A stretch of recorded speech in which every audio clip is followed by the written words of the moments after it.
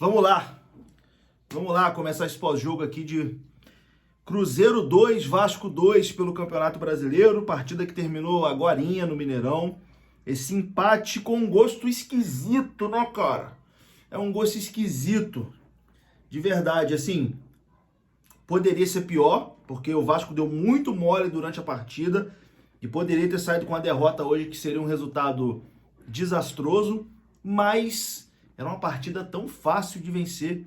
O Vasco hoje poderia, enfim, a gente já poderia agora estar aqui praticamente comemorando a permanência e já pensando em Copa Sul-Americana, né? Mas é claro que o Vasco não ia facilitar a nossa vida, né? O Vasco vai fazer a gente passar perrengue aí até o final do campeonato, com toda certeza. Mas, como eu disse, poderia ser pior, mas poderia ser melhor também. Enfim, vamos lá, vamos tentar comentar essa partida. Você que está chegando aqui agora, peço o seu like, que é muito importante. Deixa o seu comentário aqui de uma vez, o que você achou desse jogo, se você está frustrado, qual o seu sentimento. Enfim, se você está com sentimento de alívio porque poderia ser pior, se você tá pé da vida, que, pô, Juninho, dava para ter ganhado esse jogo, pô, o Vasco deu muito mole, eu concordo com você, tá? E tá calor aqui, hein? Meu Deus do céu, como faz calor esse Rio de Janeiro.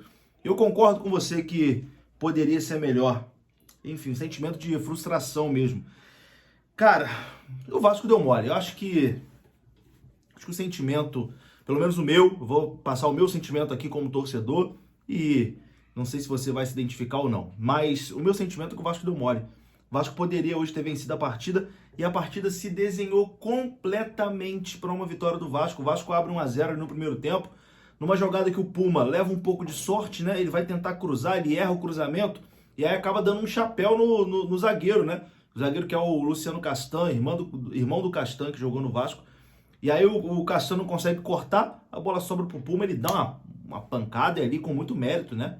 Marca um belíssimo gol e abre 1-0 o Vasco. E ali, cara, era o jogo assim, desenhado pro Vasco fazer um 2-0 e ficar tranquilo. Só que o Vasco recuou demais, cara. O Vasco recuou demais. Eu entendo a estratégia de você querer sair nos contra-ataques, mas o Vasco simplesmente parou de jogar. O Vasco fez 1-0 e não quis mais jogar futebol.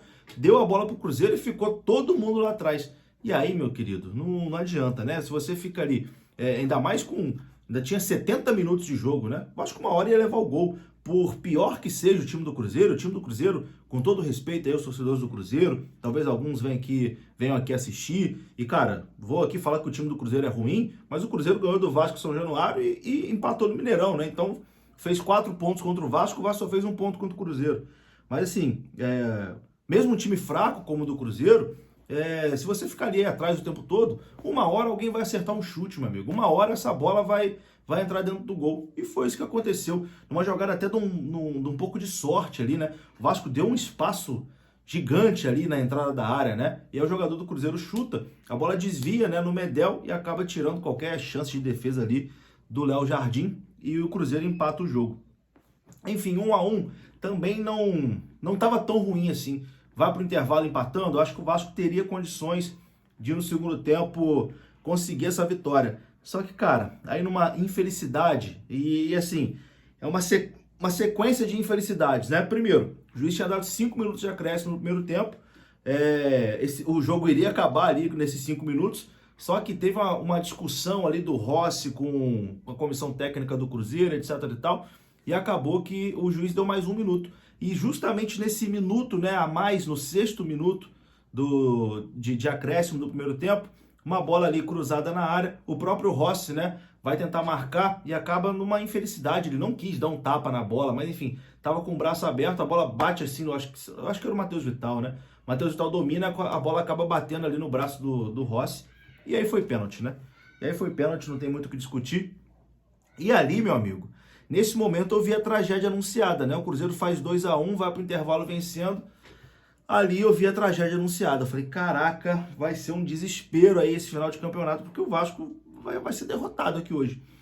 E aí volta para o segundo tempo, e o Vasco consegue ali, enfim, uma reação, consegue melhorar, consegue, de certa forma, dominar ali as ações. E principalmente na parte final, né? O Vasco teve a oportunidade até de virar o jogo. Por isso que fica esse sentimento maluco, que poderia ter sido muito pior, mas o sentimento de que dava para vencer. O Vasco consegue um empate ali numa jogada de escanteio, né? O Payet, que entrou no segundo tempo, bate o escanteio. O Sebastião Ferreira, né? Cabeceia para trás. Gabriel Peck chega batendo, empata o jogo, 2-2. E ali tinha jogo ainda pela frente, né? Tinha jogo ainda para acontecer. Eu falei, opa, cara, nosso time é melhor que o dos caras. Dá pra gente conseguir aí essa vitória. E realmente dava, cara. O Vasco perdeu ali oportunidades. Cara, teve uma com o Payet, que o Payet dribla 2 defensores do Cruzeiro e um, inclusive, dentro da área, que dá um chega pra lá nele. E acho que se o Payet cai, não sei, eu acho que o juizão dava pênalti, mas o Payet seguiu na jogada e ele cruza. O Sebastião Ferreira acaba furando a cabeçada ali, né? Não consegue chegar. Enfim, o Sebastião, que foi o protagonista depois em mais 2 lances decisivos, infelizmente, assim, ruins para o Vasco. O principal deles, já na parte final, um cruzamento ali do Piton, né? Um cruzamento perfeito. Cara, o Sebastião Ferreira chega de frente pro gol só para cabecear e fazer o gol da vitória. Já estava aos 43 do segundo tempo. Seria ali o gol da virada, pô, uma virada no segundo tempo, fora de casa, 3-2. Seria algo assim para dar uma moral infinita, né, pro time do Vasco aí nessa reta final. Mas o Sebastião cabeceou para fora. Enfim, aí depois o Vasco até chega no gol da virada, né? Num chutão que o Léo dá pra frente. O próprio Sebastião pega a bola, consegue tocar pro Peck. O Peck rola pro Verratti, o Verratti faz o gol da virada, mas o juizão marca impedimento. E aparentemente o impedimento foi bem assinalado, porque o próprio Sebastião estava em posição irregular.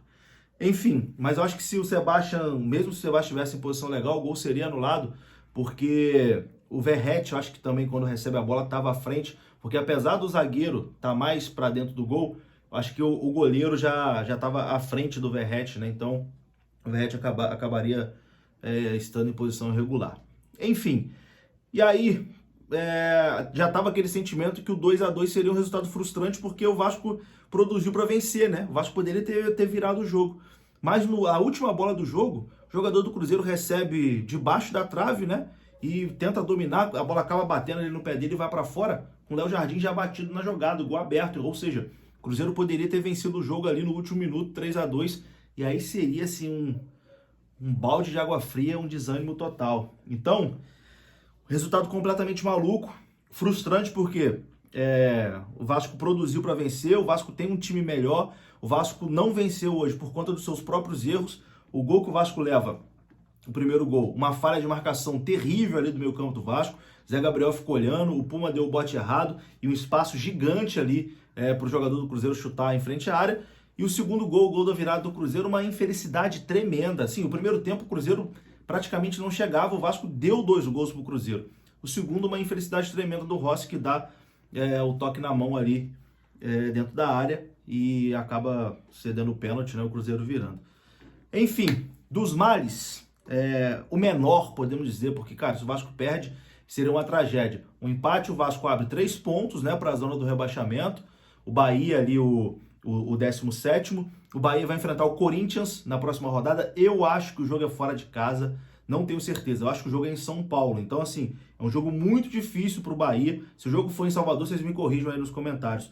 Mas eu acho que o jogo na Arena Corinthians, jogo na sexta-feira. Então o Vasco já joga no sábado contra o Atlético Paranaense, sabendo o resultado do Bahia. Se o Bahia for derrotado, o Vasco já entra mais tranquilo, né? Porque vai garantir pelo menos essa diferença aí de 3 pontos para o Bahia. Mas enfim, a gente podia estar hoje numa situação muito confortável. De toda forma, o Cruzeiro permanece com 41, a gente fica com 31, o Bahia fica com 38. Agora a gente tem um jogo contra o Atlético Paranaense fora de casa, que vai ser muito difícil. O Atlético sempre é um adversário muito duro contra o Vasco, ainda mais lá na Arena da Baixada. Mas é isso, meu amigo. Se beliscar pelo menos um pontinho lá também, jogo fora de casa, é por isso que eu não tô tão revoltado assim. Apesar de achar que dava pro Vasco ter vencido, que o time do Vasco é melhor, cara, um pontinho fora de casa sempre tem que ser valorizado. A matemática é simples, né? Você empata fora, ganha em casa. Então, se o Vasco conseguir um pontinho também fora de casa contra o Atlético Paranaense, aí vem para decidir a vida contra o Corinthians em São Januário. Se vencer, praticamente dá adeus aí a qualquer possibilidade de rebaixamento, né? Chegamos a 41 hoje, então empatou contra o Atlético no sábado, 42, ganhou do Corinthians 45, pode acabar esse inferno aí, faltando 3 rodadas ainda. Mas vamos lá, tem muita coisa ainda para acontecer. Poderia ser pior, mas poderia ser melhor também.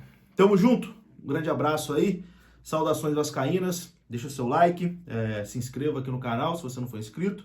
Me siga também lá no Instagram, @pimpesjuninho. Tamo junto, tem um link aqui na descrição. Um abraço, até a próxima. Valeu!